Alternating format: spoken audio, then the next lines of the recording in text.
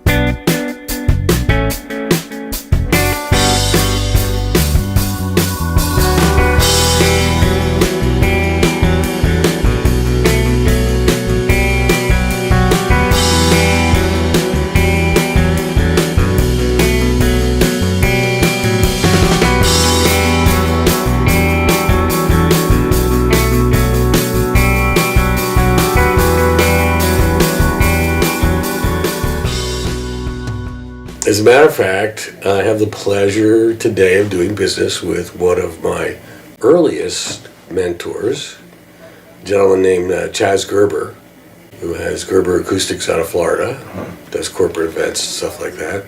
There was a group of audio companies at 20th and the Dane Street area. I hung out with them. I did anything to hang out with them and learn about sound. We used to go down, my friends and I, at 10 o'clock in the morning on nights when there were shows, the Spectrum in Philly, and hang out for the crew, wait for the crews to come in, hang out with the crews, off to unload their trucks, go in with them, hang out. We got to see shows. And there was this whole Philadelphia music crowd, give you some idea, sound specialties, which ultimately Chaz worked with, as best as I recall. They had two acts. Their big act was a band still around called Fairport Convention. And that was their big act. Their B act that they did when they weren't busy, or I did work some college gigs and things like that, was some guy named Bruce Springsteen. So that gives you an idea of the time frame and the way the world was back then.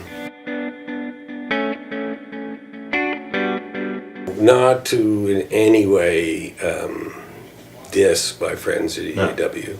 EAW struggled with all the stuff that they did, with the time frame, with the changes, with the engineering team growing and things, and with all the custom work. They really struggled with the diversity of product and the time frame of a consistent sound, which is something that I always struggled with when I did EAW, and tried to balance that against all this diversity.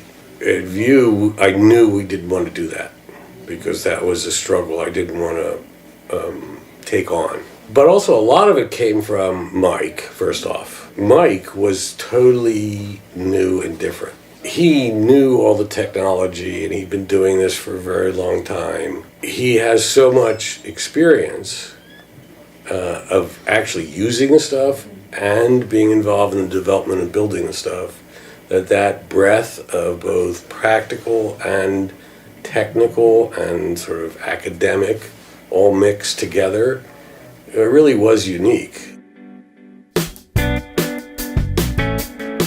We really have worked very, very hard to make sure our products meet or exceed anything out there, and exceed in a lot of ways anything out there in terms of quality.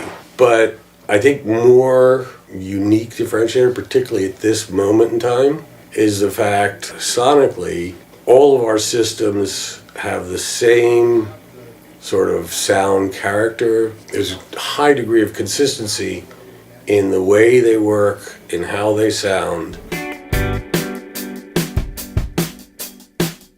I think it's definitely passion first, because no one decides to go into this business because of the technology or because of the money. We are one of those industries that's related to a real industry. the technology's gone a different place. So much of it is now modeled on the computer, and that, there are people doing really audio related modeling stuff, because it's not about a lot of money, it's about a really bright guy sitting there thinking about it and typing away at his computer.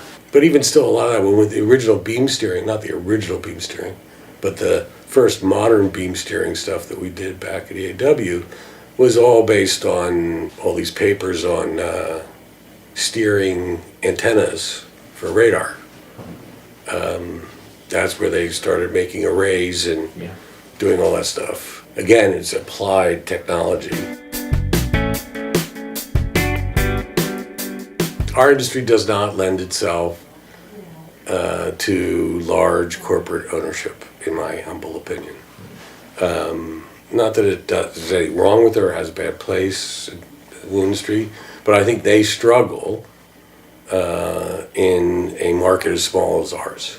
And that's not to say that there's not large companies that could. There are large companies, particularly European ones that come to mind, that have these unique small divisions that they invest in, and so it's not inherently, but certainly your more public large corporation struggles with something in an industry as small as ours.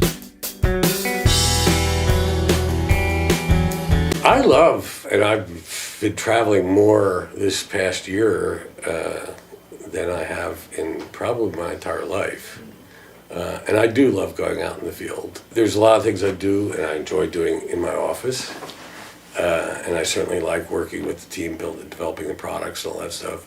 But going out in the field and being with the customers and being in looking at the applications and traveling the world is absolutely the most fun. I mean, I think, like I said, I think I've had this unbelievably blessed career/life that most people don't get. I have, friends all over the world. I've seen some of the greatest music there is. I've been involved in all these great projects. I have great engineers I've worked with. I've had multiple successful businesses. Like I said, I think I was just amazingly lucky. Most people don't have that much fun. Picking people and putting them together. They don't necessarily, people interview well that don't actually perform well.